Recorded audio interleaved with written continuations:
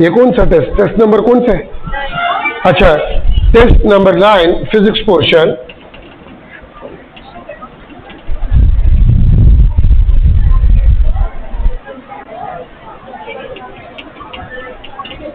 Physics portion MCQ 123। बस बिस्मिल्लाह करते हैं। The ratio of SI unit to CGS unit of magnetic field strength. उम्मीद है आपको पता होगा कि 1 गास आपके पास है, this is equal to 10⁻⁻⁴ tesla. ठीक है, टेस्ला आपके पास SI सिस्टम है और गास आपके पास CGS सिस्टम है। ठीक है, तो मैं अगर इसको इस तरह कर लूं, यहां पर ले 1 divide by 10⁻⁻⁴ tesla divide by gauss, तो जब ये ऊपर चला जाएगा so it is equal to 10⁻⁴। So the correct option is a C option. 10⁻⁴ आपके पास है, ये करेक्ट ऑप्शन है। MCQ 124। Predict the direction of induced current if any in a metal ring when the ring is moved towards a straight conductor। Question इस तरह है, ये आपके पास करंट जा रहा है और ये आपके पास एक रिंग है और इस रिंग को टुवर्ड्स करंट हम मूव कर रहे हैं। ठीक है, उम्मीद है आपको पता होगा कि इस करंट कैरिंग कंडक्टर के इर्द गिर्द जो मैग्नेटिक फील्ड आपके पास होगा वो सर्कुलर फॉर्म में होते हैं। उम्मीद है आपको पता होगा, दिस इज ना सर्कुलर फॉर्म। अब ये देखिए, अगर आप इसको इस कंडक्टर के करीब ला रहे हैं तो flux will B increases, flux will B increases, और फ्लक्स फील्ड लाइंस इस रिंग में जो बोर्ड की तरफ है वहां से इसमें से एंटर होगा। ठीक है, तो अगर मैं इसको इसके करीब ला रहा हूं तो लेंज़ लॉ में क्या कहता है कि इंड्यूस करंट हमेशा अपने काज को रेजिस्ट करेगा, अपोज करेगा। तो अब इसको आप लोग देख लें, अगर मैं इसको करीब ला रहा हूं, मैग्नेटिक फील्ड लाइंस इस तरफ से निकलेंगे, इस तरह आपके पास इसमें से जाएंगे, इट विल बी इंक्रीज। तो इस रिंग का जो मैग्नेटिक फील्ड होगा वो उसके अपोजिट डायरेक्शन में होगा। दाव बोले ताशो ये करंट की रिंग कंडक्टर जमाला बोले ये करंट की रिंग कंडक्टर है। ठीक है, और इसमें ये आपके पास मैग्नेटिक फील्ड लाइंस इस तरह पास होंगे और देखिए अगर मैं इसको करीब ला रहा हूं तो flux will B increases, flux increase होगा। तो देखिए अगर इसमें मैग्नेटिक फील्ड लाइंस इस तरफ से एंटर हो रहे हैं तो इसका जो मैग्नेटिक फील्ड इंड्यूस होगा वो उसके अपोजिट डायरेक्शन में होगा। बताओ बोले ताशो आप करंट के मैग्नेटिक फील्ड के डायरेक्शन में तम को कर ले, इसके अंदर जो मैग्नेटिक फील्ड होगा, ठीक है, इसको इसकी तरफ कर ले और फिंगर्स को खोल ले, तो ये आपके पास डायरेक्शन ऑफ करंट होगा। This will be the direction of current. और ये कौन सा डायरेक्शन है? This is clockwise. ये आपके पास क्लॉकवाइज डायरेक्शन है। मैं इस बात को फिर रिपीट कर रहा हूं, आप इस मार्कर को देख ले। मैं अगर इसको नीचे रख लूं, ये आपके पास मार्कर है, देखो गोरे, ये करंट कैरिंग कंडक्टर, इसमें करंट इस डायरेक्शन में जा रहे हैं। ठीक है, तो ये आपके पास मैग्नेटिक फील्ड होगा। ठीक है, ये करंट, तो मैग्नेटिक फील्ड इसके इर्द गिर्द इस तरह आपके पास होगा। लूप यहां पर है तो फील्ड लाइंस इसमें इंटर होंगे, तो अगर आप इसको करीब ला रहे हैं तो फ्लक्स इंक्रीज होगा। और याद रखिए अगर फ्लक्स इंक्रीज होगा तो इंड्यूस करंट इंक्रीजिंग फ्लक्स को डिक्रीज करेगा। तो डिक्रीज किस तरह कर सकता है? यहां से मैग्नेटिक फील्ड लाइन इस तरफ आ रहे हैं ना, तो इसका मैग्नेटिक फील्ड लाइन इस तरफ होगा। ख्याल में देर तक है ना, इसका मैग्नेटिक फील्ड लाइन इस तरह एंटर होगा तो इंड्यूस मैग्नेटिक फील्ड इसके अपोजिट डायरेक्शन में होगा, क्योंकि जब फ्लक्स इंक्रीज हो रहा है तो इंड्यूस करंट का मैग्नेटिक फील्ड और एक्सटर्नल मैग्नेटिक फील्ड ये अपोजिट डायरेक्शन में होंगे। ठीक है, तो अगर करंट कैरिंग कंडक्टर का मैग्नेटिक फील्ड इस तरफ आ रहा है तो लूप में मैग्नेटिक फील्ड इस डायरेक्शन में होगा, तो ये नॉर्थ पोल होगा और ये क्या होगा? साउथ पोल होगा। तो ये आपके पास डायरेक्शन ऑफ करंट होगा। ठीक है, ये डायरेक्शन ऑफ करंट होगा और इसके इनसाइड मैग्नेटिक फील्ड होगा। So this is the clockwise direction. ठीक है, तो इसमें से आपके पास जो है क्लॉकवाइज कौन सा ऑप्शन है? ठीक है, बी ऑप्शन है। 124 में आपके पास जो है B option is the correct option. MCQ 125। The direction of increasing field is shown in the figure। उम्मीद है आपको याद होगा electric field intensity flux per unit area, और यहां पर मैं लिख सकता हूं E आपके पास है, this is directly proportional to the flux per unit area. ठीक है, तो जहां पर फील्ड लाइंस क्लोज होगा वहां पर इलेक्ट्रिक फील्ड इंटेंसिटी क्या होगा? ज्यादा होगा, क्योंकि फ्लक्स वहां पर ज्यादा होगा।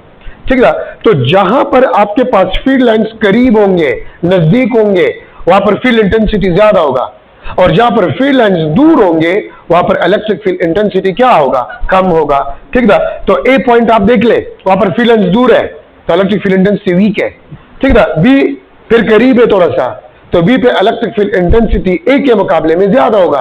और अगर आप सी पॉइंट पे देखें तो फील्ड लाइंस और भी करीब है, तो इलेक्ट्रिक फील्ड इंटेंसिटी सी पे सबसे ज्यादा होगा। ठीक है, तो आपके पास करेक्ट ऑप्शन जो है वो ए ऑप्शन है, जहां पर फील्ड लाइंस करीब होगा, ठीक है, वहां पर फील्ड इंटेंसिटी ज्यादा होगा। और जहां पर फील्ड लाइंस आपके पास जो है, अच्छा ठीक है, ये अगर आप देखिए ए और बी दोनों में सेम आया हुआ है, तो फिर दोनों में ए और बी जिसने भी किया उसको सेम मार्क्स मिल जाएंगे, ए और बी जिसने भी किया उसको सेम मार्क्स मिल जाएंगे। ठीक है, तो ये रिपीट हो गया, ये ई एल सिंबल जो है ये फिर उल्टे आ गए। ठीक, तो 125 में आपके पास जिन्होंने ए भी लिखे और बी भी लिखा है तो करेक्ट ऑप्शन आपके पास शुमार किया जाएगा। MCQ 126 Imtiaz, what is the angle between electric field and equi potential surface. तो देखिए ये आपके पास इलेक्ट्रिक फील्ड लाइंस है, this is the electric field lines. ठीक है, और ये आपके पास जो दिस इज द सरफेस, तो कितना एंगल है आपके पास इसके दरमियान।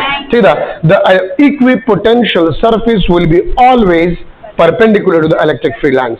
Equi potential surface will be always perpendicular to the electric field lines. तो 126 में आपके पास ए ऑप्शन करेक्ट ऑप्शन आया।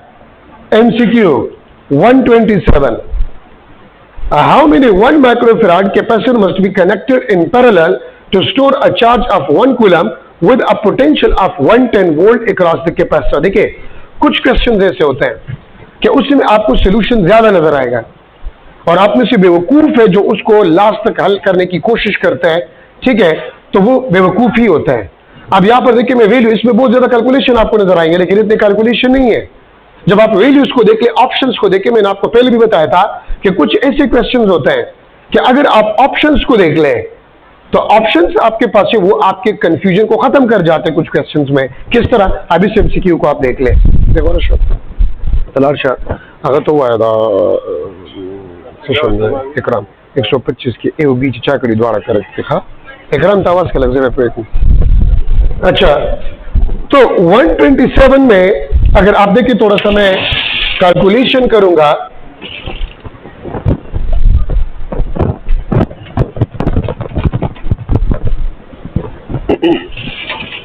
एमसीक्यू नंबर 127, अब इसको आप देख ले। How many 1 microfarad capacitor must be connected in parallel to store a charge of 1 coulomb with a potential difference of 110 volt across the capacitor। तो देखिए हमारे पास formula Q is equal to CV। ठीक है, अब चूंकि आपको पैरेलल कॉम्बिनेशन, तो parallel combination में यहां पर मैं इसको CT लिख लूंगा और अगर सेम कैपेसिटर है तो Q is equal to NCV। अगर आपको याद हो, अगर हम n कैपेसिटर्स को ईच ऑफ कैपेसिटेंस C अगर हम पैरेलल में कनेक्ट कर ले then the total capacitance will be equal to NC। तो आपसे क्या मांग रहा है, आपसे n मांग रहा है, तो मैं इसको लिख सकता हूं Q divide by CV, this is equal to n। अच्छा, Q को आप देख ले, Q आपको दिया गया this is 1 multiply by 10 to the power -6 farad. Q आपको दिया गया 1 कूलम, कैपेसिटेंस आपको दिया गया है 1 multiply by 10 to the power -6 farad. ठीक है, और पोटेंशियल डिफरेंस आपके पास जो है वो लिखा गया that is equal to 110 volt, this is equal to n। अब देखिए जो ही आप इसको देख लेते आप घबरा जाते हैं कि अब इसके साथ मैंने क्या करना है। घबराना नहीं है, आप 10 पावर को ऊपर ले जाए। देखिए ज्यादा ऑप्शंस दिया हुआ ग्रेटर और लेस मसाला लगा पकी 125 ए और बी द्वारा टिक कीजिए, ए बी चाम करी बस मार्क्स वाला 125 के ए और बी। अच्छा, अब इसको आप देख ले, मेरे पास ये हो जाएगा 110 multiply by 10 to the power -6, ये ऊपर आप ले जाए मल्टीप्लाई बाय 10 टू पावर 6 आपके पास n हो जाएगा। अब अगर जिसमें अकल हो आप आसानी से इसको कर सकते हैं। ठीक है, अगर आप ऑप्शंस को देख ले 990, 900, 9090 और 909, तो अकॉर्डिंग टू दिस पावर और नीचे भी 110 है, 110 नीचे भी है। अगर मैं इसको भी जो है decimal point 1.10 multiply by 10 to the power 2 multiply by 10 to power 6, ये ऊपर चला जाएगा, तो 10 टू पावर 2 ये ऊपर चला जाएगा, तो आपके पास 1.10 multiply by 10 to the power 4 आपके पास आ जाएगा। अब आप मुझे देखें, अगर इसके बाद भी कोई सोल्यूशन करेगा तो बेवकूफ होगा। ऑप्शंस को देख ले, कौन सा ऑप्शन आपको करेक्ट ऑप्शन नजर आ रहा है? शाबाश। तो अगर कोई इसको फर्दर सॉल्व कर रहा है तो ही और she will be a stupid person, ठीक है? क्योंकि अगर आप ऑप्शन को देख ले 990, 900, 909, सिर्फ एक ऑप्शन आपको 9090 की बने, तो 10-4 क्या 9090 के साथ वो नहीं कर रहा? 4 डिजिट्स है उसमें से, ठीक है? तो आपके पास सी ऑप्शन जो है it is the correct option. C option is the correct option. अगर आप इसको सॉल्व करें तो 9090 आएगा, और बाकी ए बी जो डी है उसमें 3 डिजिट्स है, ठीक है? तो 10 की पावर 4 आपके पास है, वो 3 डिजिट वाला नंबर कभी भी आपको नहीं रह सकता। तो देखिए, कभी कभी ऐसे एमसीक्यूज आपको लगते हैं कि जिसमें आपको सोल्यूशन बहुत ज्यादा नजर आता है, लेकिन उसमें सोल्यूशन नहीं होता। जो आप पुटिंग करते हो और ऑप्शंस को देख ले तो आपको पता चल जाएगा, ठीक है? लेकिन आप में से कुछ बेवकूफ ऑप्शंस को नहीं पढ़ते हैं। इस किस्म के सोल्यूशन वाले क्वेश्चन में मैं रिक्वेस्ट कर रहा हूं, आपने ऑप्शन को रीड आउट करना है। समझ आ रही कि नहीं? जब आप वैल्यूज पुट करेंगे तो उसके साथ साथ आप ऑप्शंस को देखा करें, तो ऑप्शंस आपको क्लियर कट बता देगा जो ही आप वैल्यूज पुट कर ले कि which one will be the correct option, ठीक है? तो 127 में आपके पास सी ऑप्शन जो है it is the correct option, 9090। अच्छा, 1 MCQ 128, MCQ 128. The resistance of a wire is R ohm. What will be its new resistance if it is stretched to n times of its original length? याद सकते हैं, हमारे पास एक formula है, resistance is directly proportional to L square, लेकिन ये आपके पास सिर्फ और सिर्फ स्ट्रेचिंग या कंप्रेशन के लिए है, ठीक है? R is directly proportional to L square. अगर मैं एक वायर को स्ट्रेच कर लूं and the length of the wire increase, तो एरिया आपके पास क्या होता है? डिक्रीज होता है, ठीक है? तो R आपके पास है, this is directly proportional to L square, और ये कौन से फार्मूले से आया हुआ है?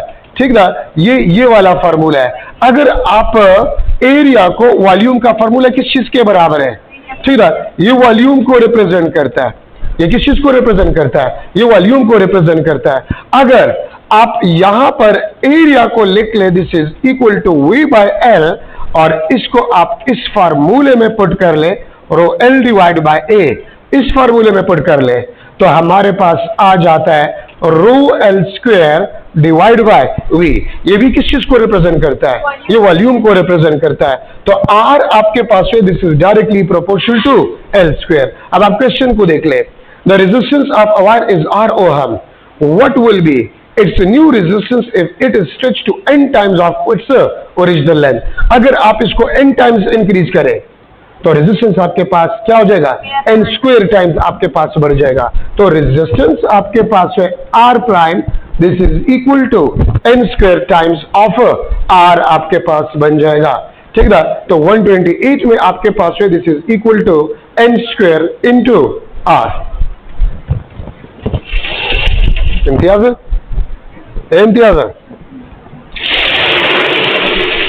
मरकज करें इंक वाचो यार, सीख करने पे।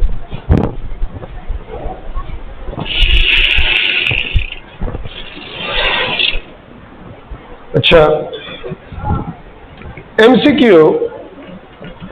129 को देखिए, the equivalent resistance between point A and B। आप इसको देख ले, ये आपके पास है, दिस इज 2R,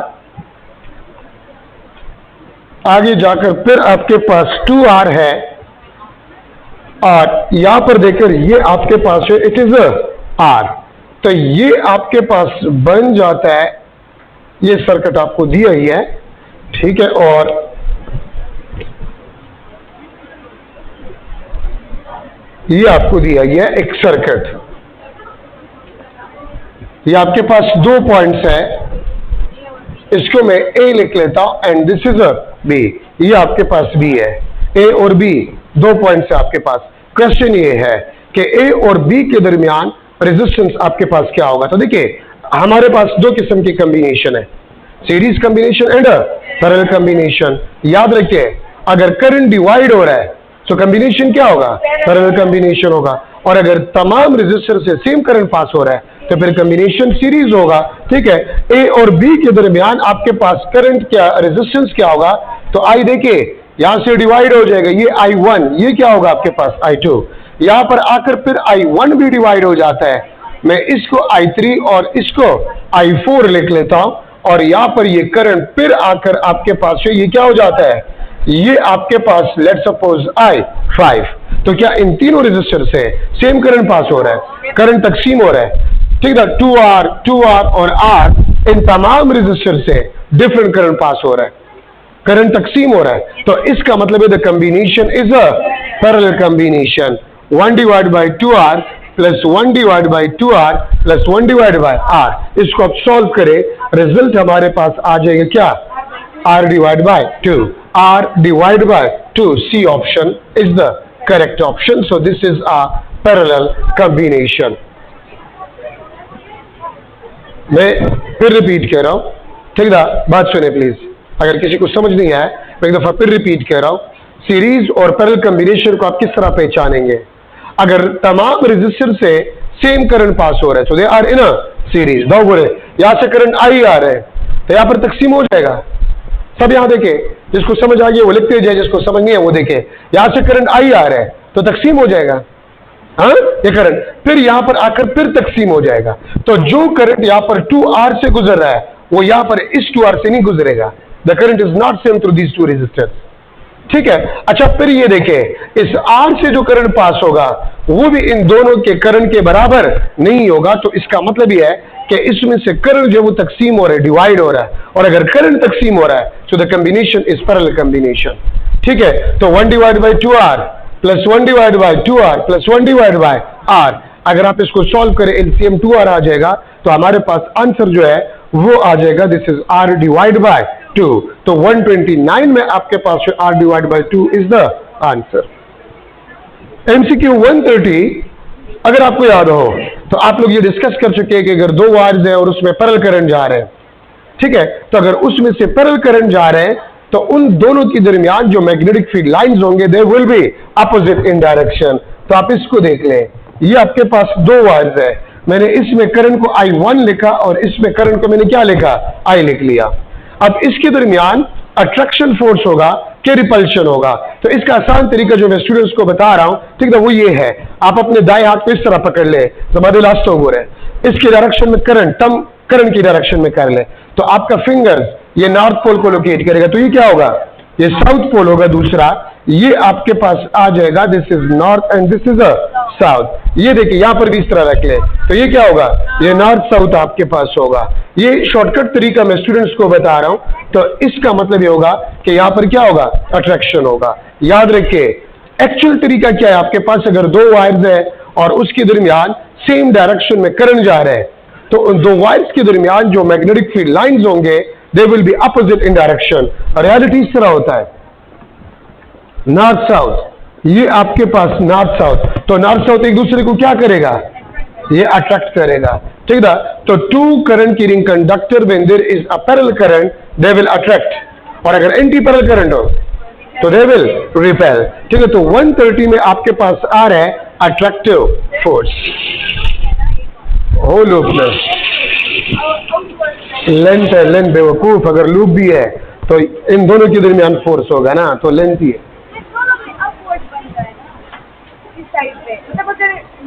आप छोड़े, आपका फिजिक्स क्या है, ये देखो ना, इस वायर के इर्द गिर्द मैग्नेटिक फील्ड इस तरफ होता है ना, इस डायरेक्शन में होता है, इसके इर्द आपका लूप से क्या काम है, ये दोनों लेंथ एक दूसरे के साइड पे है। मैं यहाँ पर लूप बना रहा हूँ या यहाँ पर मैं वायर बना रहा हूँ, तो एक ही सिचुएशन है, ठीक है ना। सो दे विल अट्रैक्ट, ये एक दूसरे को अट्रैक्ट करेंगे। अच्छा जी, देखिए तो मैंने शॉर्टकट तरीका स्टूडेंट्स के लिए बनाया हुआ है ना, एक्चुअल तरीका तो ये नहीं है ना।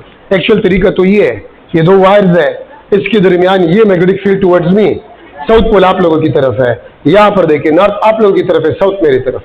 तो एक्चुअल में ये सिचुएशन होता है, लेकिन स्टूडेंट्स को समझाने के लिए मैं आसान तरीका ये बता रहा हूँ कि आप थंब को करंट की डायरेक्शन में कर ले, तो आपके फिंगर का टिप नॉर्थ पोल और बैक साउथ पोल इस तरह यहाँ पर, तो नॉर्थ पोल से आपको आसानी से पता चल जाएगा दे विल अट्रैक्ट। ये वैसे मैंने अपने आप से बनाया हुआ है स्टूडेंट्स को जस्ट ये समझने के लिए कि अट्रैक्ट होगा कि रिपल्स होगा। बाकी एक्चुअल तरीका जब आप करेंगे तो डिवीजन करेंगे, ठीक है, north pole south pole, north pole south, तो मुश्किल काम है, इजी है, ठीक है। या अगर आप इसको भी नहीं कर सकते हो आसानी से याद रखो कि two conductors having parallel current they will attract, anti parallel current तो दे विल रिपेल।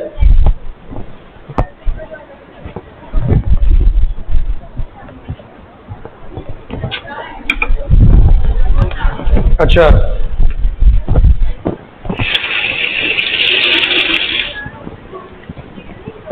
MCQ 131.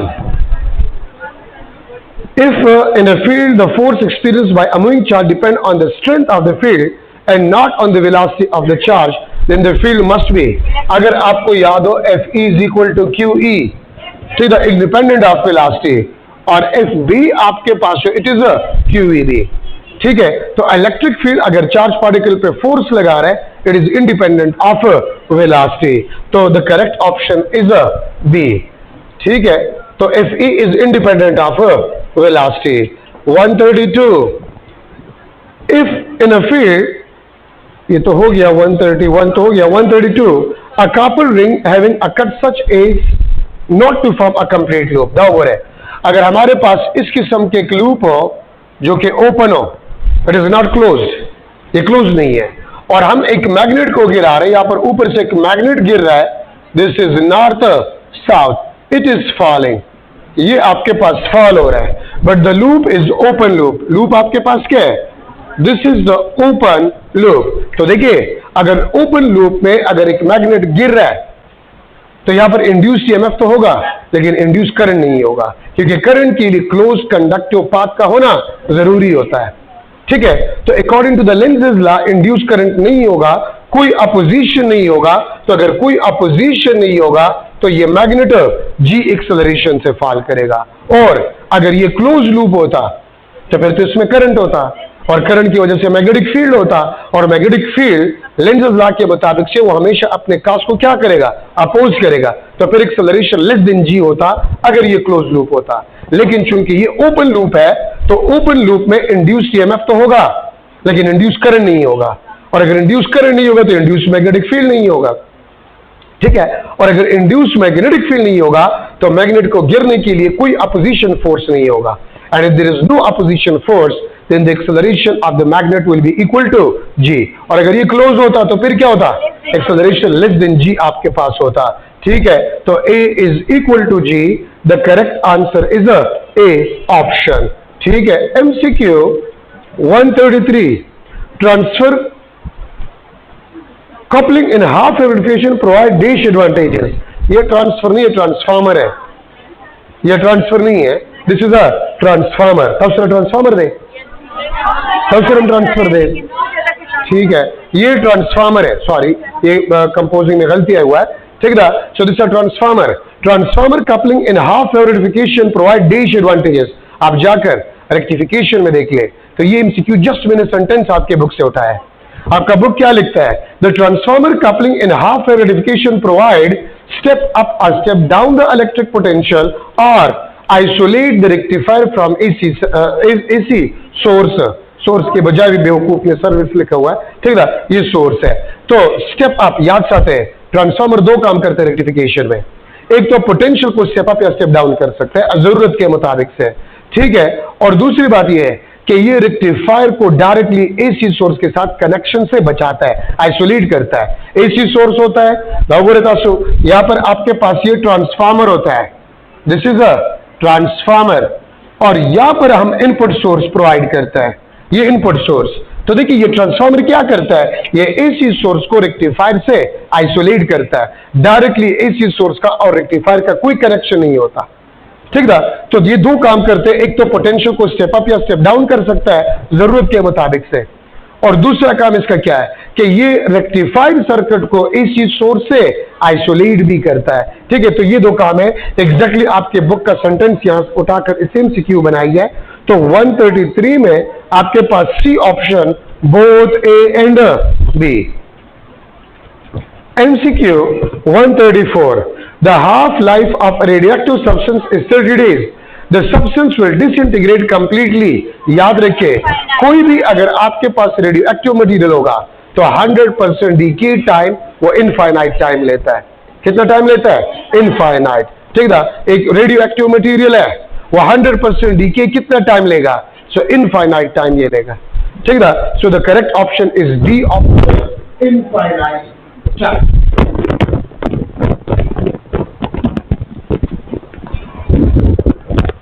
ठीक है, तो इनफाइनाइट टाइम जो है वो लेगा ये। MCQ 135, MCQ 135 आपके पास है, the average binding energy of a nucleon inside N atomic nucleus is about, याद रखिए, बाइंडिंग फ्रैक्शन या पिकिंग फ्रैक्शन किसी भी न्यूक्लियाइड का, that is in the range of mega electron volt, that is in the range of mega electron volt. तो B option आपके पास है 8 मेगा इलेक्ट्रॉन वोल्ट, क्योंकि जॉल है, मेगा इलेक्ट्रॉन वोल्ट है, इलेक्ट्रॉन वोल्ट और अर्ग है। तो इसमें कंसेप्ट ये है कि पेकिंग फ्रैक्शन और बाइंडिंग फ्रैक्शन वो मेगा इलेक्ट्रॉन वोल्ट के रेंज में होता है, तो इसलिए मेगा इलेक्ट्रॉन वोल्ट को आप प्रेफरेंस देंगे। वो अलग बात है, उस पर तो और भी क्वेश्चन बनाए जा सकते हैं, उससे आपका क्या काम है, कितना ज्यादा है कितना कम है। सिर्फ यहाँ पर MCQ बनाया गया है, मेगा इलेक्ट्रॉन वोल्ट रेंज में पेकिंग फ्रैक्शन आपके पास होता है, बस। ठीक है, बाकी अगर आप देखिए तो इलेक्ट्रॉन वोल्ट जॉल है और अर्ग है, उसमें नहीं हो सकता, मेगा इलेक्ट्रॉन वोल्ट में ये रेंज होता है। अच्छा, 135 में तो B option is the correct option. MCQ 136, in which series of hydrogen spectrum the transition involve the largest change of energy? ठीक है, याद रखिए, न्यूक्लियस से आप जितने दूर होंगे, फॉर एग्जांपल ये n = 1, ये n = 2, ये n = 3, ये n = 4। याद रखिए कि न्यूक्लियस के आप जितने करीब जाते हैं तो एनर्जी लेवल के दरमियान जो सेपरेशन होते हैं वो ज्यादा होता है। और आप मुझे बताएं कि हाइड्रोजन स्पेक्ट्रम में वो कौन सा सीरीज है, ठीक है, जिसमें ग्राउंड स्टेट 1 होता है वो लेमन सीरीज है। ठीक है, तो लेमन सीरीज में एनर्जी चेंज बाकी सीरीज के मुकाबले में सबसे ज्यादा होता है। और अगर आपसे कोई पूछे क्यों, तो इसका जवाब ये है कि इसका ग्राउंड स्टेट क्या है? 1। आप जितना न्यूक्लियस के करीब जाते हैं तो space between the energy level बढ़ता है, और स्पेस बढ़ने का मतलब है कि एनर्जी डिफरेंस बढ़ता है। आप देखिए ना, यहाँ पर ये एनर्जी डिफरेंस कितना स्मॉल है और यहाँ पर ये एनर्जी डिफरेंस देखिए कितना ज्यादा है। ठीक है, तो जितना आप न्यूक्लियस के करीब आएंगे तो gap between the energy level increase, the energy difference increase, और जितना न्यूक्लियस से आप दूर जाते हैं तो एनर्जी डिफरेंस क्या होता है आपके पास? कम होता जाता है। तो याद रखिए, सबसे ज्यादा एनर्जी चेंज आपके पास है वो लेमन सीरीज का आपके पास होता है। तो 136 में आपके पास ए ऑप्शन जो है, this is the correct option.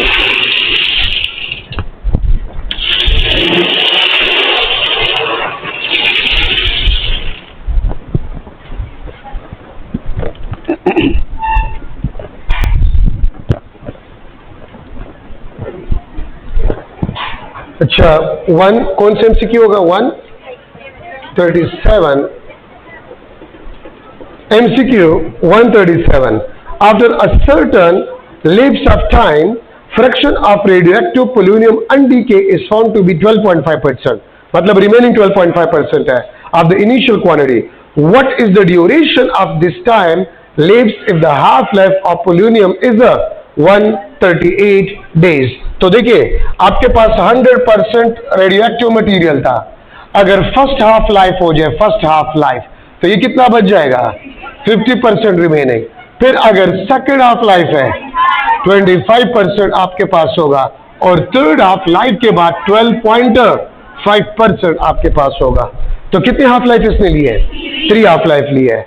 और देखिए, हाफ लाइफ आपको दिया गया है कि हाफ लाइफ आपके पास 138 डेज है, तो 3 × 138 414 डेज। डी ऑप्शन आपके पास है 414 डेज आपके पास आ जाएंगे। 3 × 138 डेज, ये आपके पास टोटल टाइम आ जाएगा। नंबर ऑफ हाफ लाइफ को, जितने हाफ लाइफ इसने ली है, इसको हाफ लाइफ के साथ मल्टीप्लाई करें तो टोटल टाइम आपके पास आ जाएगा। MCQ 138, 138, the half life and decay constant for a stable isotope are respectively given. तो देखिए, अगर आपको याद हो, half life is natural log of 2 divide by lambda. अब देखिए, अगर स्टेबल एलिमेंट आपके पास हो ना, स्टेबल एलिमेंट, तो वो डीके ही नहीं होगा, और अगर डीके नहीं होगा तो लैम्डा क्या होगा? जीरो होगा, नो डीके, तो lambda is equal to zero. Lambda आपके पास एक्टिविटी कांस्टेंट है, और अगर आपको याद है, लैम्डा का मतलब होता है the disintegration rate per unit time, ठीक है? तो डीके ही नहीं हो रहा, लैम्डा जीरो है, और अगर लैम्डा जीरो है तो हाफ लाइफ आपके पास होगा, it will be equal to infinite, ठीक है? तो आपके पास हाफ लाइफ इंफिनिटी है और एक्टिविटी आपके पास क्या? जीरो। तो बी ऑप्शन आपके पास है, this is the correct option. Stable element वो एलिमेंट होता है जो डीके नहीं हो रहा, तो अगर ये डीके नहीं होगा तो एक्टिविटी आपके पास कांस्टेंट, एक्टिविटी वो जीरो होगा, और अगर एक्टिविटी कांस्टेंट जीरो होगा तो हाफ लाइफ आपके पास है, it will be equal to infinite, ठीक है? एमसीक्यू 139 में आप देखिए, an electron in a hydrogen atom is in third excited state, it returns to the ground state by emitting photons, how many different photons wavelengths are possible? तो देखिए, आप start में देख ले, थर्ड एक्साइटेड स्टेट, तो आप मुझे बता सकते हैं थर्ड एक्साइटेड स्टेट कौन से एनर्जी लेवल को रिप्रेजेंट करे? 4, क्योंकि देखिए 1 2 3 4, ठीक है? तो फर्स्ट एक्साइटेड स्टेट सेकंड होता है, सेकंड एक्साइटेड स्टेट थर्ड होता है, ठीक है? थर्ड एक्साइटेड स्टेट 4 होता है, तो आपको थर्ड एक्साइटेड स्टेट, तो इसका मतलब ये है कि हाइड्रोजन एटम का इलेक्ट्रॉन फोर्थ एनर्जी लेवल में, और इसका सबसे आसान तरीका है कि अगर हाइड्रोजन एटम का इलेक्ट्रॉन फोर्थ एनर्जी लेवल में है तो how many number of wavelength we can get? तो इसका आसान तरीका है, अगर फोर्थ एनर्जी लेवल में ना, तो आप इसे एक उंगली को खत्म कर लें, 3 + 2 + 1, तो 3 + 2 5, 5 + 1 6, तो 6 नंबर ऑफ वेवलेंथ हमें हासिल होंगे, मैक्सिमम नंबर ऑफ वेवलेंथ 6 होंगे। और अगर मैं आपसे पूछूं कि मिनिमम नंबर ऑफ वेवलेंथ कितने होंगे?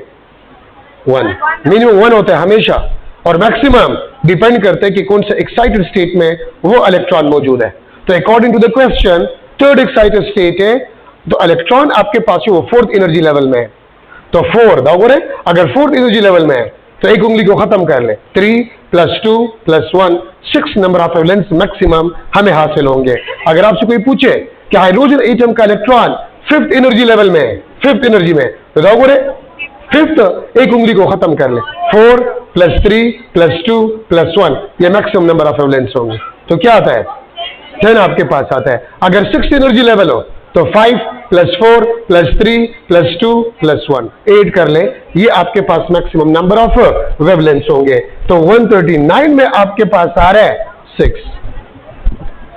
अच्छा, MCQ 140, a photocell is illuminated, दागोर है, फोटोसेल में आपके पास जो फोटो इलेक्ट्रिक करंट है, it is directly proportional to the intensity, ये इंटेंसिटी के डायरेक्टली प्रोपोर्शनल है। पता है आप लोगों को, फोटो इलेक्ट्रिक इफेक्ट में the current is directly proportional to the intensity, और इंटेंसिटी आपके पास जो है, this is inversely proportional to the square of distance between the photocell and light source, ठीक है? ये R² कहां से आ गया?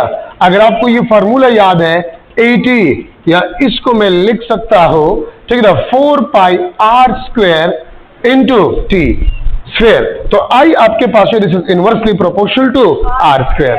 तो देखिए, आइंस्टाइन कहता है, और एक्सपेरिमेंटल ऑब्जर्वेशन भी है, कि current is directly proportional to the intensity of light, और इंटेंसिटी ऑफ लाइट आपके पास जो है वो R² के इनवर्सली प्रोपोर्शनल है। तो अगर R हाफ हो जाए, जरूरत हुआ है, अगर R हाफ हो जाए तो करंट, मैं यहां पर भी लिख सकता हूं, current is inversely proportional to R²। तो अगर R हाफ हो जाए तो current will be 4 time increases, ठीक है? तो आपके पास करेक्ट आंसर जो है, increase by a factor of 4, C option आपके पास है, this is the correct option.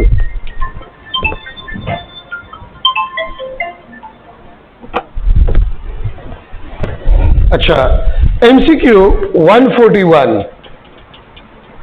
MCQ 141, a wire of certain material is stretched slowly by 10%, ठीक है?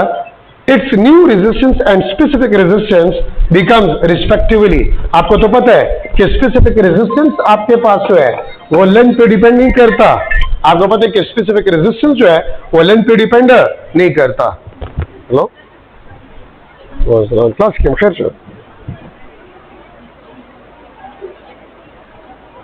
हाँ खासा अल्लाह का शुक्र तो अच्छा, अब यहां पर देखिए वही डिस्कशन है, resistance is directly proportional to L square, और यहां पर क्या हो रहा है, स्ट्रेचिंग, ये स्ट्रेचिंग के लिए है। अगर स्ट्रेचिंग ना हो तो फिर तो हमने पढ़ा resistance is directly proportional to the length, लेकिन अगर आप वायर को स्ट्रेच कर रहे हैं तो फिर रेजिस्टेंस आपके पास होगा, it will be directly proportional to L square. अच्छा देखिए क्वेश्चन क्या है कि 10% हमने इंक्रीज लिया है, याद रखिए initial amount is always considered to be 100%, initial amount is always considered to be 100%। अगर 10% इंक्रीज आ जाए तो 100 प्लस 10 110 आपके पास आ जाएगा। तो देखिए एल प्राइम आपके पास 110% आ जाएगा, और 110% का मतलब होता है 110 डिवाइड बाय 100, तो ये क्या हो जाएगा 1.1 हो जाएगा। एल पे स्क्वायर है ना, एल पे स्क्वायर है, इसका भी स्क्वायर करे, डेसिमल पॉइंट को गोली मारे, 11 स्क्वायर, तो 11 स्क्वायर किस चीज के बराबर है 121, तो 1.21 आपके पास आ जाए।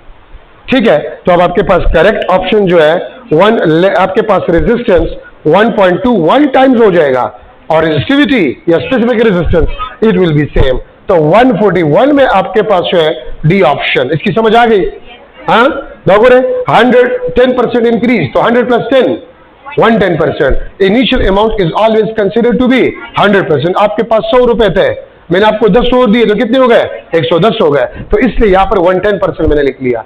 अच्छा परसेंट का मतलब होता है 1 और 100, तो ये 1.1 हो जाएगा। अच्छा लेंथ पे स्क्वायर है, तो मैं अगर इस पे स्क्वायर लिख लूं तो 1.21, 11 स्क्वायर इज 121, या 1.21 आपके पास हो जाएगा। ठीक है, तो रेजिस्टेंस आपके पास 1.21 टाइम हो जाएगा, और स्पेसिफिक रेजिस्टेंस रिमेन सेम, वो आपके पास सेम रहेंगे।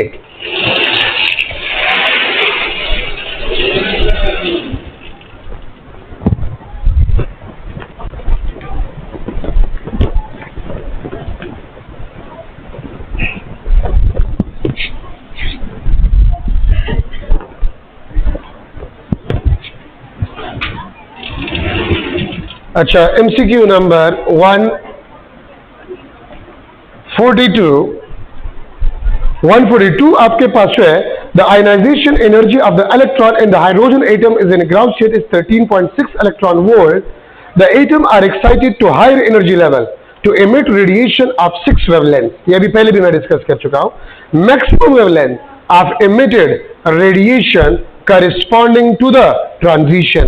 अभी कुछ देर पहले भी मैंने आपको बताया कि अगर इलेक्ट्रॉन 4th एनर्जी लेवल में हो तो मैक्सिमम कितनी वेवलेंसी हमें देंगे, हाँ 6 हमें देंगे। तो वही बता रहे हैं आपको कि अगर हमें मैक्सिमम 6 वेवलेंस हासिल हो रहे हैं हाइड्रोजन एटम से, सही है ना, तो आप ये बताएं कि what will be the longest wavelength we get in these 6 wavelengths, तो कौन सा होगा 4 से 3 याद रखिए लॉन्गेस्ट के लिए हम एक्साइटेड स्टेट के नजदीक जो ग्राउंड स्टेट होता है, ठीक है, तो उसको हम लेते हैं। तो देखिए मैं फिर इस बात को रिपीट कर रहा हूं, जल्दी मुझे बताएं, अगर हाइड्रोजन एटम का इलेक्ट्रॉन 4th एनर्जी लेवल में हो तो कितनी मैक्सिमम नंबर ऑफ वेवलेंस हमें हासिल होंगे 6, और ये आपको बता रहे हैं कि 6 वेवलेंस हम हासिल कर रहे हैं। अगर 6 वेवलेंस हम हासिल कर रहे हैं तो उन 6 वेवलेंस में से सबसे लॉन्गेस्ट वेवलेंथ कौन सा होगा, तो एक्साइटेड स्टेट कौन सा था 4 था, ठीक है, तो उसके नीचे जो एनर्जी लेवल है अगर इलेक्ट्रॉन 4 से 3 में आ जाए तो वेवलेंथ लॉन्गेस्ट होगा। इन 6 में से लॉन्गेस्ट वेवलेंथ अगर इलेक्ट्रॉन 4 से 3rd एनर्जी लेवल में आ जाए तो ये लॉन्गेस्ट होगा, और बाकी जो 5 होंगे ये इसके मुकाबले में क्या होंगे, कम होंगे, शॉर्टेस्ट होंगे इसके मुकाबले में, ठीक है। तो C option n is equal to 4 to n is equal to 3, तो 142 में आपके पास सी ऑप्शन जो है this is the correct option. 143 आपके पास जो है, a 220 volt input is supplied to a transformer, the output circuit draw a current of 2 ampere। Efficiency का फार्मूला आप लोगों ने इस्तेमाल करना होगा, IS/VS divide by IP into VP, ये फार्मूला आपने इस्तेमाल करना होगा। एफिशिएंसी कितना दिया गया आप लोगों को 80%, ये कितना दिया गया है 80% आपको दिया गया है, ठीक है, और आपको ये दिया गया कि 220 वोल्ट इनपुट, तो आपके पास ये VP जो है ये 220 वोल्ट है, ठीक है। फिर आपको कह रहा है कि the output circuit draw a current of 2 ampere, तो ये आपके पास 2 एम्पेयर है, ठीक है। और Vs आपके पास जो है वो ठीक है एम्पेयर 440 आपके पास Vs है 440। तो ये करंट आपसे पूछ रहा है कि ये आपके पास क्या होगा। नगोरे सबसे पहले तो 80% को मैं लिख सकता हूं, दिस इज 0.8 लिख सकता हूं ना इस तरह। अच्छा, अब यहां पर मैं लिख सकता 2 को मल्टीप्लाई करें 440 के साथ, ठीक है। जो नंबर आ जाएगा उसको आप किस चीज पे डिवाइड करें, 220 पे डिवाइड कर ले, और इसमें आपके पास एक अननोन I आ जाएगा, ठीक है। तो इस तरह भी आप लिख सकते हैं 0.8 मल्टीप्लाई भाई ये क्या होगा 220 440 द यूनिट खैर देखा कब है मल्टीप्लाई बाई 2 आपके पास हो जाएगा, ठीक है। 0 0 के साथ आप काट सकते हैं, ठीक है।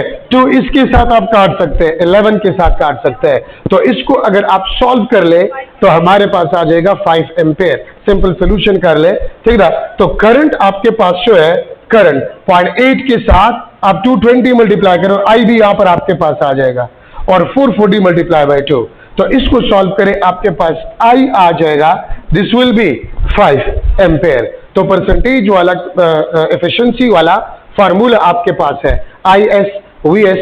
IS कौन सा करंट है, सेकेंडरी पे करंट है, VS सेकेंडरी, और हम आउटपुट कहां पर हासिल करते हैं, सेकेंडरी पे हासिल करते हैं। तो जो आउटपुट आपको बताई है वो IS और VS है, और जो इनपुट आपको बताई है तो वो IP और VP होगा, लेकिन IP तो गिवन नहीं है, उसको तो हमने मालूम करना होगा, ठीक है। और एफिशिएंसी 80% है, तो 80% को मैं क्या लिख सकता हूं 0.8 80 डिवाइड बाय 100, क्योंकि परसेंट का मतलब क्या होता है 1 डिवाइड बाय 100, परसेंट का मतलब क्या होता है 1 और 100। तो इसको मैं 0.8 लिखूंगा, ठीक है। तो 143 में 5 एम्पेयर इज द आंसर, और डी ऑप्शन आपके पास ये करेक्ट ऑप्शन आ रहा है। MCQ 144। अच्छा, Q is enclosed by a Gaussian spherical surface of radius r if the radius is double। तो देखिए Gauss's law है, the total flux is equal to charge enclosed divided by epsilon naught, और ये आपके पास है this is independent of size. ये size से आपके पास क्या होगा इंडिपेंडेंट होगा। तो अगर इस स्फीयर का रेडियस r हो या 2r हो तो flux will be remain same, ठीक है। तो रिमेन सेम आपके पास flux will be remain same. 144 में आपके पास सी ऑप्शन जो है this is the correct option. खबर है ना कहना यार, खबर है ना। अच्छा, क्वेश्चन ये है 146 में कि a current of 2 ampere flow through a 2 ohm resistor when connected across a battery, the same battery। तो सेम बैटरी मींस EMF आपके पास क्या होगा सेम होगा। तो देखिए मैंने EMF के साथ 1 2 नहीं लिखा, नजर आ रहे ना, ठीक है। तो I1 is equal to E R1 plus R, I2 is equal to E divide by R2 plus R। अच्छा देखिए, अब आपको ये बता रहा है अगर मैं यहां से EMF I1 R1 plus small r और I2 R2 plus small r, EMF तो सेम है ना, ठीक है। तो अगर EMF आपके पास सेम है तो मैं लिख सकता हूं I1 R1 plus R, I2 R2 plus R। हमने मालूम क्या करना है, शाबाश, आपसे पूछ रहे स्मॉल r, तो स्मॉल r हमने मालूम करना है। I1 भी गिवन है, R1 भी गिवन है, I2 भी गिवन है, R2 भी गिवन है। इसमें वैल्यूज पुट कर ले, और वैल्यूज पुट करने के बाद अगर आप इससे स्मॉल r को निकाल ले तो हमारे पास रिजल्ट आ जाता है B option 1 divide by 3 ohm. Simple solution करना है। I1 भी गिवन है, R1 भी गिवन है, I2 भी गिवन है, R2 भी गिवन है, ठीक है। वैल्यूज पुट कर ले, सॉल्व कर ले स्मॉल r के लिए, तो 1 डिवाइड बाय 3 ओहम। तो इसमें से बी ऑप्शन आता है 1 divide by 3 ohm is the answer, ठीक है। तो ये आपके पास इंटरनल रेजिस्टेंस किस तरह कैलकुलेट करता है, ये आपके पास तरीका है।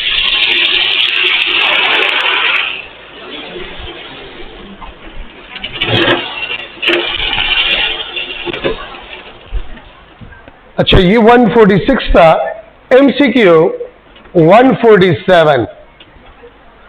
147 आपके पास जो था, a uniform electric field and a uniform magnetic field are acting along the same direction in a certain region. If an electron is projected in the region such that its velocity is pointed along the direction of it, then the electron, देखिए याद रखिए, ये आपके पास electric field भी है इसी direction में, और इसी डायरेक्शन में मैग्नेटिक फील्ड भी, और इलेक्ट्रॉन को हम v वेलोसिटी से प्रोजेक्ट करें सेम डायरेक्शन में, तो मैग्नेटिक फील्ड तो इस पे फोर्स नहीं लगाएगा, the force by the magnetic field will be 0, लेकिन इलेक्ट्रिक फील्ड इस पे फोर्स लगाएगा और Fe आपके पास है this will be equal to E, तो अगर इस पे फोर्स होगा और कौन सा फील्ड इस पे फोर्स लगाएगा, इलेक्ट्रिक फील्ड, और इलेक्ट्रिक फील्ड चार्ज पार्टिकल को एक्सेलरेट कर सकता है, ठीक है, तो आपके पास acceleration will be not equal to 0, so the speed will be increasing, ठीक है, तो हमारे पास 147 में the speed will increases, C option along the field है। अच्छा इलेक्ट्रॉन है, सबर करें, 147 में a uniform electric field and uniform magnetic field are acting along the same direction in a certain region. If an electron is अच्छा electron है, if an electron is projected in the region such that its velocity is pointing along the direction of the field, then the electron speed will decreases, electron है, ठीक है, क्यों, electric field का direction हमेशा from positive to negative plate होता है, तो अगर पॉजिटिव टू नेगेटिव प्लेट होता है तो इलेक्ट्रॉन नेगेटिव प्लेट की तरफ जा रहा है, तो अगर सेम चार्ज प्लेट की तरफ जा रहा है so the speed will B decreasing, ठीक है, तो यहां पर बी ऑप्शन जो है ये करेक्ट होगा, speed will decreases, speed will B decreases, ठीक है, एक्सेलरेशन आपके पास नेगेटिव होगा, so the speed will B decreasing, क्यों, क्योंकि अगर इलेक्ट्रॉन अलोंग द फील्ड जाएगा, ठीक है, और अलोंग द फील्ड का मतलब ये है कि electric field is always from positive to negative plate, तो अगर अलोंग द फील्ड जाएगा तो टुवर्ड नेगेटिव प्लेट जाएगा, और नेगेटिव प्लेट तो इलेक्ट्रॉन को रेजिस्ट करेगा, अपोज करेगा, तो उसकी स्पीड को क्या करेगा, डिक्रीज करेगा, ठीक है, so the speed will B decreases. अच्छा एमसीक्यू 148 इम्तियाज है, एमसीक्यू 148 आपके पास है, electron in hydrogen atom, the 147 की कीवर्ड है बी ऑप्शन कहा, बी बाल, अच्छा 147 के, अच्छा 148 आपके पास है, electron in hydrogen atom first jump from third excited state to second excited state and then from second excited state to the first excited state, हगो रेखा द क्वेश्चन तक और के jump from third excited state जरमा तो हुआ है, ये कौन सा शेल होगा, 4, अच्छा 4 से कहां पर आ गया, थर्ड में आ गया, तो थर्ड कौन से सीरीज का ग्राउंड स्टेट होता है, पास्चन सीरीज का, कौन सा, पास्चन, तो पास्चन का लॉन्गेस्ट वेवलेंथ मालूम करें, फिर इसके बाद देखिए, ठीक है, पहले आपके पास n इज इक्वल टू 4 से n इज इक्वल टू 3, तो ये आपके पास ग्राउंड स्टेट है पास्चन सीरीज, और फिर देखिए n इज इक्वल टू 3 से 2 में चला गया, तो 2 कौन सी सीरीज का ग्राउंड स्टेट है, ये बाल्मर सीरीज का है, तो पास्चन का लॉन्गेस्ट मालूम करें, ठीक है, और बाल्मर का लॉन्गेस्ट मालूम करें, और उम्मीद है लॉन्गेस्ट का तरीका आपको आ रहा होगा, ठीक है, ये आपके पास अगर पास्चन सीरीज है तो 1 over lambda is equal to r 1 divide by 3 square minus 1 divide by 4 square, इसको सॉल्व करें, ठीक है, और इसी तरह बाल्मर सीरीज आपके पास है, Balmer series 1 divide by lambda r 1 divide by 2 square minus 1 divide by 3 square, इसको सॉल्व करें, ठीक है, ये आपके पास बाल्मर में इसके साथ बी लिख लेता हूं, और पास्चन का 1 divide by P R 1 divide by 3 square minus 1 divide by 4 square, इसको सॉल्व करें और इसका रेशो मालूम करें, ठीक है, एक दूसरे पे डिवाइड करें, तो आपके पास डी ऑप्शन जो है 20 divide by 7, this is the correct option, ठीक है, लॉन्गेस्ट वेवलेंथ का रेशो आपके पास होगा, so this is the correct option 20 divide by 7। 149 MCQ 149, the distance r between two charges are varied, which of the following graph depicts the variation between coulombic force between the charges and r minus 2, देखिए Coulomb's law है Fe is inversely proportional to r, तो क्या मैं इसको इस तरह नहीं लिख सकता, directly proportional to r minus 2 लिख सकता हूं ना, तो देखिए अगर f is directly proportional to r minus 2 है, तो ग्राफ्स में आप देख ले ये r minus 2 है और ये क्या है Fe, so this will be a straight line, ठीक है, ये आपके पास स्ट्रेट लाइन होगा, और स्ट्रेट लाइन ऑप्शन आपके पास कौन सा है, B option is the correct option. MCQ 150, 150 आपके पास है, apparatus come and sits on a bare high power line, it will not be affected at all. क्यों? पोटेंशियल कांस्टेंट होगा, इंसुलेटर नहीं है। एक ही पोटेंशियल वायर पे बैठ गया तो पोटेंशियल क्या होगा? कांस्टेंट होगा।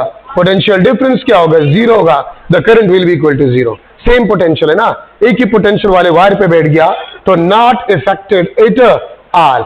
ठीक है। एमसीक्यू आपके पास है 151। ठीक है। Two identical charge particles. देखिए अगर आपको याद हो इलेक्ट्रिक फील्ड यूनिफॉर्म, क्योंकि कैपेसिटर के दोनों प्लेट्स पे सेम चार्जेस होते हैं और कैपेसिटर के प्लेट्स के दरमियान इलेक्ट्रिक फील्ड क्या होता है? यूनिफॉर्म होता है। तो अगर इलेक्ट्रिक फील्ड आपके पास यूनिफॉर्म हो तो हम पढ़ चुके हैं कि ए आपके पास है this is independent of R. ये आर से इंडिपेंडेंट होगा। अगर कैपेसिटर के दो प्लेट्स है, अपोजिटली चार्ज होता है, फील्ड यूनिफॉर्म होता है। और याद रखिए when the field is uniform तो E will be independent of R. ठीक है। तो हमारे पास फार्मूला है F E is equal to Q E. अगर मैग्नीट्यूड ऑफ चार्ज भी सेम है और ई भी सेम है तो फोर्स क्या होगा? सेम होगा। ठीक है। तो फोर्स विल बी सेम। तो इसमें से same as that on Q. तो डी ऑप्शन आपके पास है सेम फोर्स।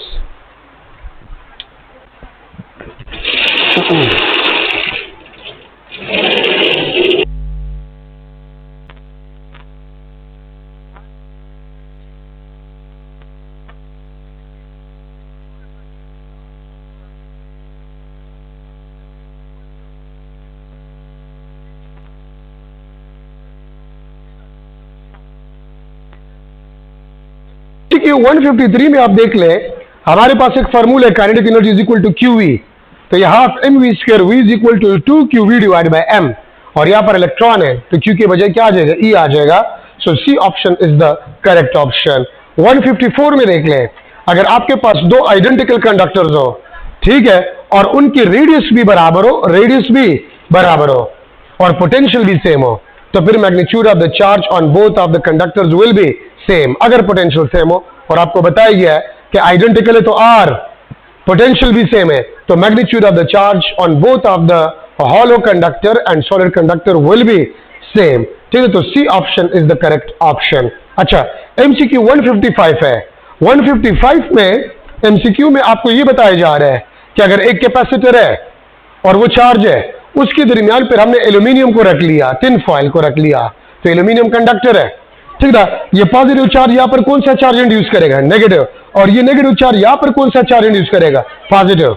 तो अब ये दो कैपेसिटर्स का बिहेव करेगा ईच ऑफ कैपेसिटेंस सी।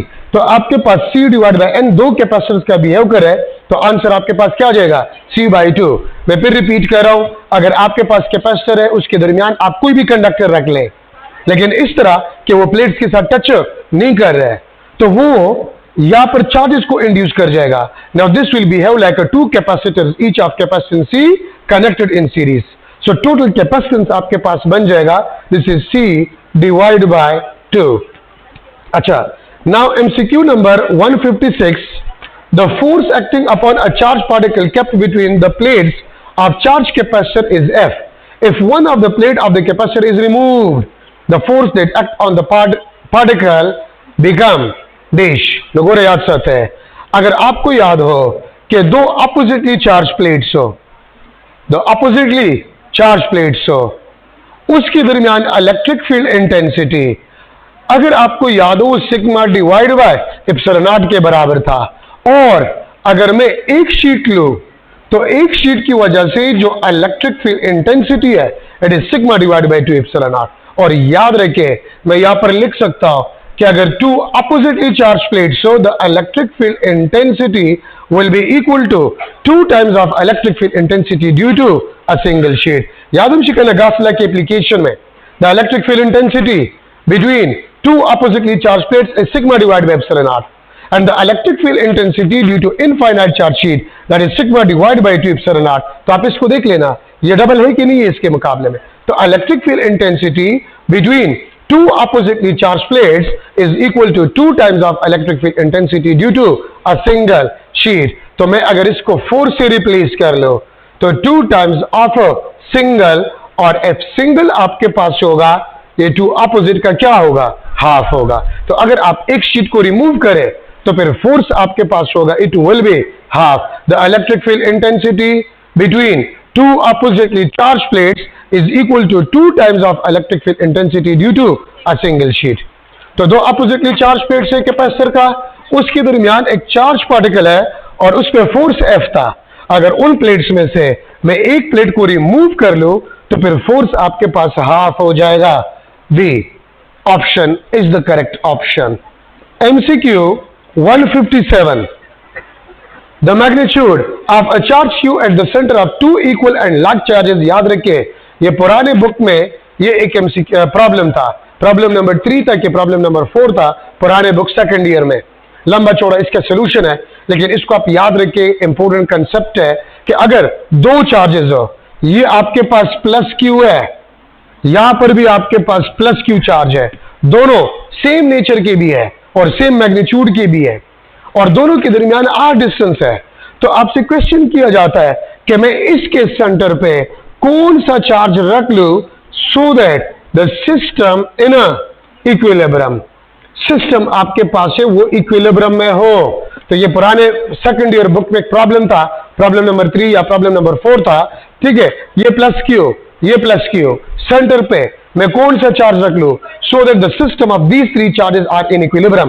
तो अगर ये दोनों पॉजिटिव हो और सेम मैग्नीट्यूड हो तो Q आपके पास माइनस क्यू डिवाइड बाय 4 आपके पास होगा, और अगर ये दोनों नेगेटिव हो और सेम मैग्नीट्यूड हो तो प्लस क्यू डिवाइड बाय 4 आपके पास होगा। अगर सेंटर में आप माइनस क्यू डिवाइड बाय 4 रख ले तो इन तीनों चार्जेस का सिस्टम इक्विलिब्रियम में होगा। और इसको आप याद रखिए, एक ही कंसेप्ट है, पुराने बुक का प्रॉब्लम था, ठीक है। अब इसको आप सॉल्व तो नहीं कर सकते एमसीक्यूज में, ठीक है, तो इसको आप याद ही कर लें, ठीक है। तो माइनस क्यू बाय 4 अगर मैं रख लो तो आपके पास सिस्टम इक्विलिब्रियम में आ जाएगा। तो हमारे पास आंसर जो है वो है D option, minus Q divide by 4। MCQ 158, a capacitor is charged to store an energy U।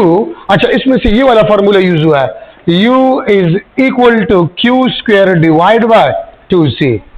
याद है formula, U is equal to Q square divide by 2C। अच्छा देखिए, अब इस MCQ में आपको क्या बता रहा है 158 में से कि कैपेसिटर चार्ज था, फिर उससे हमने बैटरी रिमूव किया और उसको हमने दूसरे कैपेसिटर के साथ कनेक्ट किया पैरेलल में। तो देखिए चार्जेस डिवाइड हो जाएंगे कि नहीं हो जाएंगे, चार्जेस डिवाइड हो जाएंगे। आप मुझे बताएं, अगर दोनों आइडेंटिकल कैपेसिटर्स है तो कितने कितने चार्जेस दोनों ले लेंगे, हाफ ले लेंगे ना। आइडेंटिकल कैपेसिटर्स है तो हाफ चार्जेस एक ले लेगा और हाफ दूसरा ले लेगा, ठीक ना। तो मैं यहां पर लिख लूंगा, अगर मैं इसको कनेक्ट कर लूं तो हाफ हाफ चार्जेस आपके पास जो है, half half charges each capacitor ले लेगा।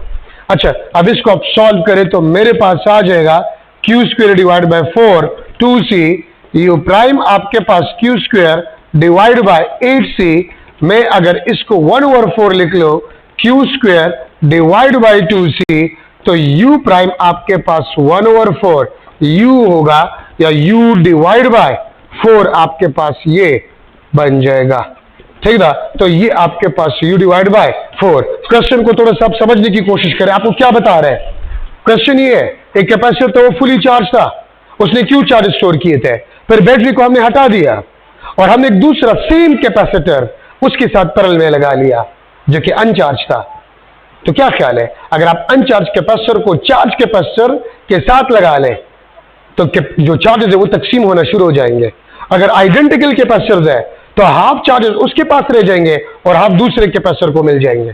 तो यहां पर Q के बजाय मैंने Q डिवाइड बाय 2 पुट कर लिया, ठीक था। Q square divide by 4, Q square divide bye 8 coulomb. अगर मैं 1/4 को कॉमन निकालूं तो Q square divide bye 2C, और Q square divide bye 2C क्या था, U था। तो U प्राइम आपके पास U डिवाइड बाय 4 आपके पास बन जाएगा, ठीक था। तो U prime is equal to U divide by 4।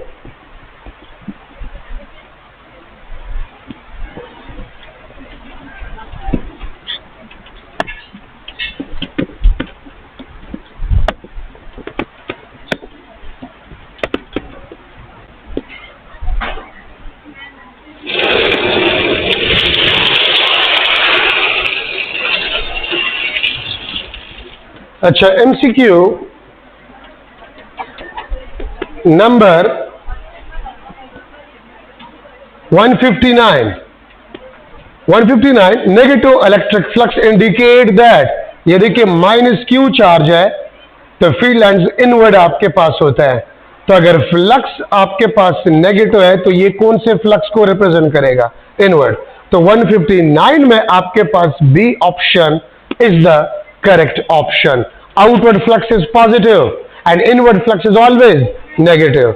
MCQ 160 आपके पास है, a full wave rectifier circuit along with the input and output. ये भी इजी है, ठीक है। देखिए ये आपके पास इनपुट है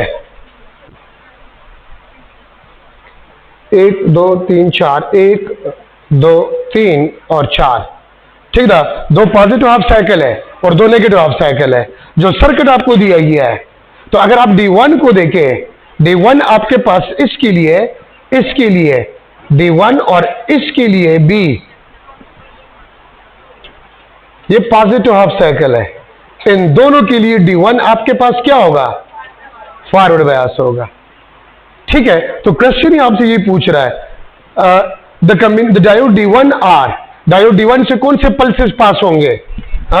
तो इसको A, ये आपके पास B, ये आपके पास C, D, तो कौन से पास हो रहे से? याद रखिए A और C पल्सेस के लिए D1 फॉरवर्ड बायस होगा, D2 रिवर्स बायस होगा, और B और D के लिए D2 फॉरवर्ड होगा, D1 रिवर्स बायस होगा। और आपसे D1 का पूछ रहा है, तो A और C साइकिल आपके पास जो है इसके लिए D1 आपके पास जो ये फॉरवर्ड बायस होगा, ठीक है। तो आपके पास B ऑप्शन जो है ये करेक्ट ऑप्शन है, B ऑप्शन। MCQ 161 इजी है। Maximum voltage that appear across the diode in rectification equal to peak value V0, ठीक ना। याद रखिए आपके पास जो पीक वैल्यू होता है ना, ये AC में आपके पास क्या होता है? This is a peak value. तो याद रखिए जो मैक्सिमम वैल्यू डायोड से पास होता है वो AC का पीक वैल्यू ही होता है। तो प्लस V0 आपके पास है, दिस इज द आंसर, ठीक ना। तो ये आपके पास पीक वैल्यू V0 डायोड से पास होगा। MCQ number 162 photon deliver it's partial energy two electron in dash effect. याद रखिए फोटोन फोटो इलेक्ट्रिक इफेक्ट में एज अ होल एनर्जी देता है इलेक्ट्रॉन को, लेकिन फोटोन कॉम्पटन इफेक्ट में पार्ट ऑफ एनर्जी या पार्शियल एनर्जी इलेक्ट्रॉन को देता है। तो ए ऑप्शन कॉम्पटन इफेक्ट आपके पास है। MCQ 162 one photon of energy, याद रखिए अगर energy of photon 0.5 mega electron volt से कम है तो most probably photo electric effect होगा। अगर एनर्जी 0.5 मेगा इलेक्ट्रॉन वोल्ट से ज्यादा हो और 1.02 से कम हो तो मोस्ट प्रोबेबली आपके पास क्या होगा? कॉम्पटन इफेक्ट होगा। और अगर एनर्जी 1.02 मेगा इलेक्ट्रॉन वोल्ट से ज्यादा हो, ठीक है, या इसके बराबर हो तो मोस्ट प्रोबेबली पेयर प्रोडक्शन होगा। अब अगर आप एनर्जी को देखें तो 0.72 है लेकिन 1.02 से कम है, 0.5 से तो ज्यादा है लेकिन 1.02 से कम है, तो वो फोटोन जिसकी एनर्जी 0.5 से तो ज्यादा हो लेकिन 1.02 से कम हो तो वो कॉम्पटन इफेक्ट कर सकता है। CE फॉर कॉम्पटन इफेक्ट, ठीक है। PEE for photo electric effect, PP for pair production, ठीक है। तो ये भी आपके पास A option Compton effect. MCQ 163 one photon of 163 तो हो गया, ये 163 था एंड दिस इज 164। अच्छा 164 आपके पास जो है a soap bubble is charged to a potential of 16 volt. यादवंशी V is equal to KQ divided by R. V is inversely proportional to R. तो अब इसको आप देख ले, 16 volt its radius is then double. अगर रेडियस डबल हो जाए तो पोटेंशियल विल बी हाफ। तो 16 का हाफ क्या है? 8 वोल्ट आपके पास है, ठीक है। तो 8 वोल्ट आपके पास बन जाएगा। अच्छा 165 how much work must be done to charge a 24 microfarad capacitor when the potential difference between the plate is 500 volt? नगोरे आपके पास UC is equal to half CV square। Word है ना, बैटरी जो वर्डन करता है वो स्टोर होता है एनर्जी में। तो कैपेसिटेंस भी गिवन है और पोटेंशियल भी गिवन है, ठीक ना। तो इसमें पुट कर ले, आपके पास आ जाएगा द आंसर इज अ 3 जॉल। तो ए ऑप्शन आपके पास करेक्ट ऑप्शन आता है। सिंपली इसमें पुट कर ले। 166 electric potential of earth is taken to be 0 because earth is a good conductor. Earth is a good conductor, that's why the earth is always considered to be. कौन सा question था ये? 160 electric potential of earth is taken to be 0 because earth is a good conductor. दागुर है, हमेशा आप लोगों ने देखा है कि हम जब कहते हैं कि हम वायर को अर्थ कर लेते हैं, ठीक ना, तो अर्थ आपके पास जो है 0 पोटेंशियल पे हम इसको कंसिडर करते हैं, ठीक ना। तो इसलिए कोई भी चीज अक्सर आप लोगों ने देखे ना, खबर में कहें प्लीज। अगर मैं आपसे एक सिंपल क्वेश्चन पूछ लूं कि मुझे बताए कि इस जमीन पे सबसे बड़ा रिजर्वायर चार्जेस का कौन सा है? अर्थ ही, हर चीज अर्थ से ही बना हुआ है, ठीक ना। तो करंट चार्जेस जहां पर भी हो, इलेक्ट्रिकल सर्किट में हो, चार्ज कंडक्टर पे हो, आप उसको अर्थ करें तो अर्थ को ही ट्रांसफर होगा, ठीक ना। अर्थ ही इसको एक्सेप्ट कर सकता है। तो इसलिए हम अर्थ को हमेशा किस चीज पे लेते हैं? 0 पोटेंशियल पे लेते हैं। आपने हमेशा इलेक्ट्रिकल सर्किट में देखा है कि इट इज ग्राउंडेड। तो ग्राउंडेड का मतलब क्या होता है? 0 पोटेंशियल या low potential. So earth is considered to be at 0 potential because it is a good conductor. जहां पर भी चार्जेस हो तो ये वहां से ले सकते हैं चार्जेस, ठीक ना। तो इसलिए अर्थ को हमेशा हम 0 पोटेंशियल पे कंसिडर करते हैं, ठीक ना। तो earth is a good conductor. 166 में से बी ऑप्शन करेक्ट ऑप्शन है। जहां पर भी इस दुनिया में जहां पर भी चार्ज बॉडी हो तो अर्थ उस चार्जेस को उससे एक्सेप्ट कर सकता है। अब बिग रिजर्वायर ऑफ चार्जेस वो अर्थ ही है। तो 0 पोटेंशियल जो अगर फ्लो कर रहे चार्जेस, हम कहते हैं ना हमेशा from high to low flow करते, तो earth is considered to be 0 potential. Earth इसको एक्सेप्ट कर सकता है। 167 when a conductor is placed in external electric field, याद रखिए कंडक्टर से इलेक्ट्रिक फील्ड पास नहीं हो सकता, ठीक ना।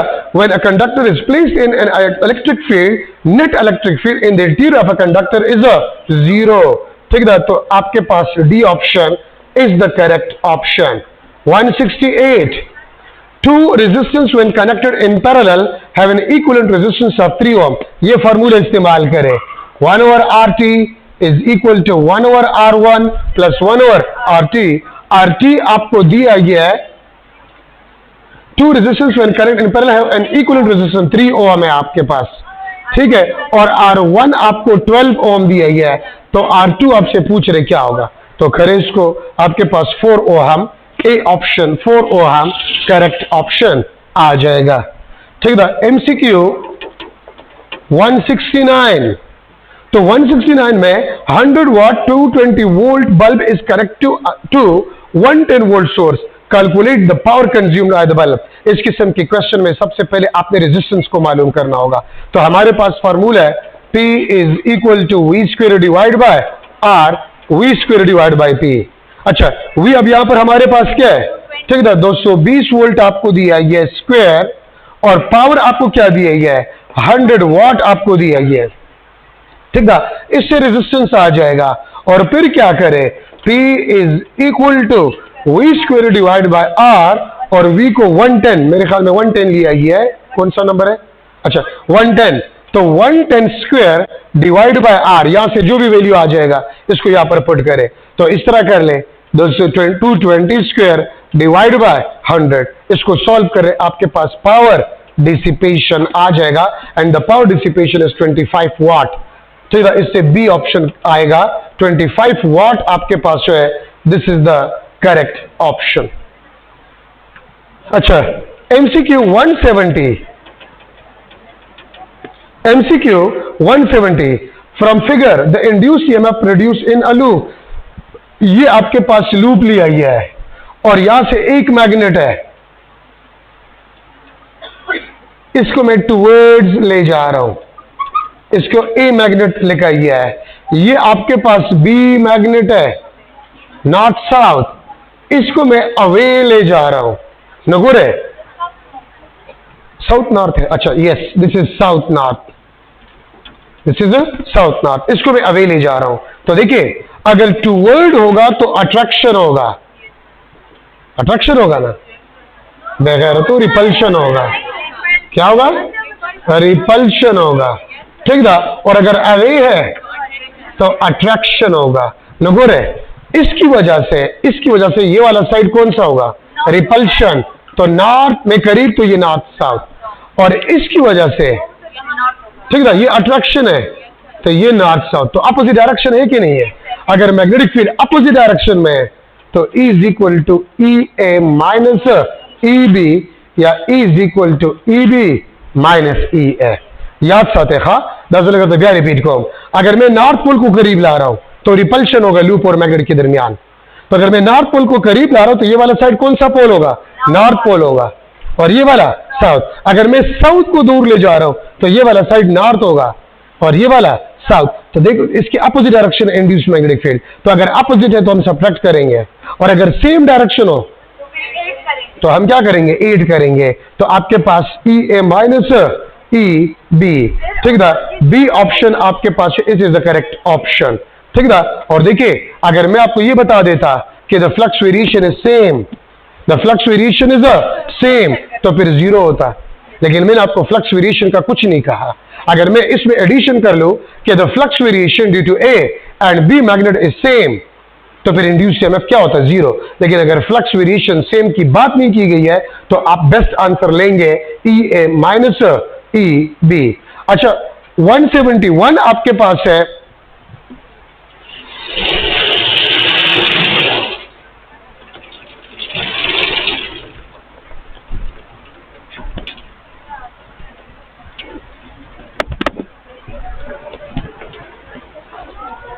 अच्छा एमसीक्यू कौन सा है?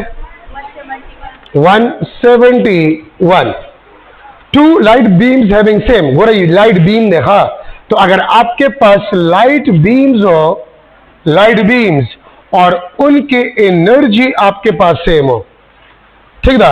अगर एनर्जी सेम हो तो फिर यहां पर मैं लिख सकता हूं number of photon is inversely proportional to the frequency, और number of photon is directly proportional to the wavelength. किस तरह आपको पता चलेगा? ठीक ना, E1 NH N1 F1 N2 H F2। तो H और H आपके पास क्या हो जाएगा? कैंसिल हो जाएगा। N1 F1 is equal to N2 F2, और मैं लिख सकता हूं number of photon multiply by frequency is equal to constant, और फ्रीक्वेंसी आपके पास जो है this is inversely proportional to the number of photon. और देखिए अगर नंबर ऑफ फोटॉन फ्रीक्वेंसी के इनवर्सली प्रोपोर्शनल है तो वेवलेंथ के डायरेक्टली, तो जिसका वेवलेंथ ज्यादा होगा उसके नंबर ऑफ फोटॉन ज्यादा होंगे, और अगर नंबर ऑफ फोटॉन ज्यादा होंगे तो उसके लिए करंट भी ज्यादा होगा।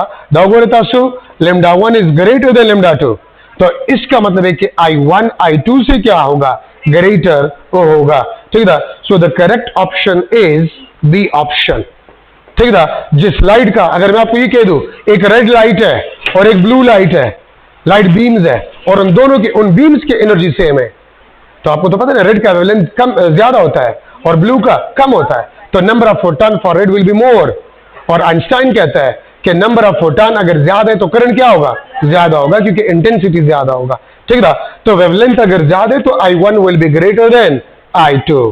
MCQ 172, the work done in moving a positive charge और एन इक्विपोटेंशियल सरफेस।